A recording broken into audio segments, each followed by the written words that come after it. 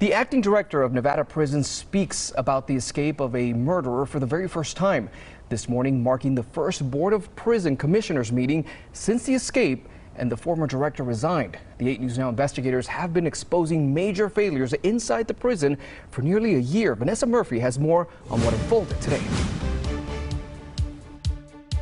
The acting director of Nevada Prisons admitting staff only learned about the escape of a convicted murderer 3.5 days later because another inmate had told them.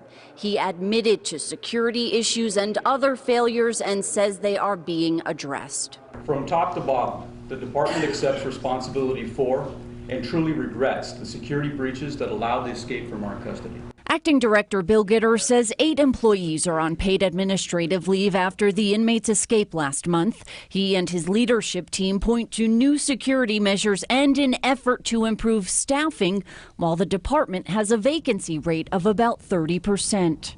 We've reached out to so many people, and there's no answer. Offenders' loved ones continue to raise concerns, especially about medical care and safety.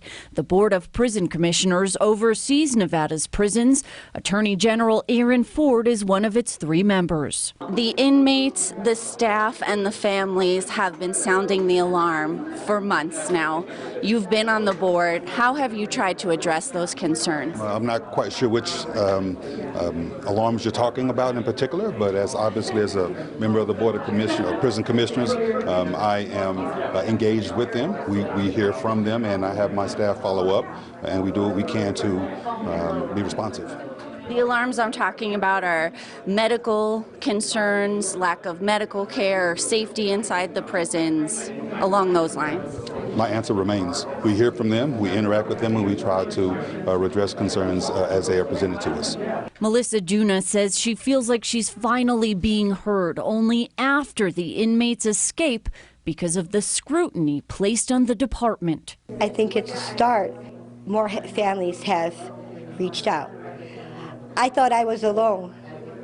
I thought that maybe I was the only one. We tried asking the acting director questions after that meeting. He declined, saying he had another meeting to go to.